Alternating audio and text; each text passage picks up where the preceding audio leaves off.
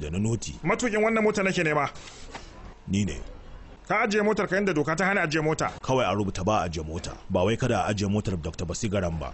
Raina ma hankali kake so ka yi? A'a, amsa nake baka. Oho, ina lasisin tukin ka yake? Bana da shi. Ya za ka yi tuki ba lasisi? Saboda an riga an shigar min da kundin tuki. Kada ka raina ma hankali, biyo ne mu je ofishi. Wani ofishi na gidan rediyo na jirgin ƙasa kowanne. Shashasha ka mai da ni? Ya sunanka? Chitti.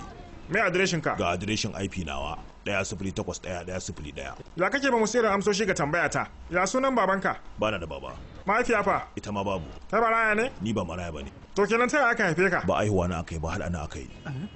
Hana ka kuma? Ko dai a kurkwance kake ne? A an daura ni da kyau. Kwakwalwa ka lafiya take? Ba kwakwalwa ba ce, faifan jawabai dai. Ka bari mana. Me zan bari, gaya min da kyau. Kai na da na tsaye da ta jan magana. Ka kare doka ajiye mota. Gashi baka da lasisi. Gashi ka cika magana. Idan na kai ka kotu, tare 30,000 zaka biya. Zaka je kotu ne ko kuma zaka ganna nan? Zan ganka nan. Ka ji magana. To yana jira. Na ganka. Kai, ka hauka ne?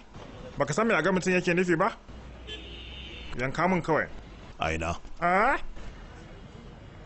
A nan za ka su burbudo.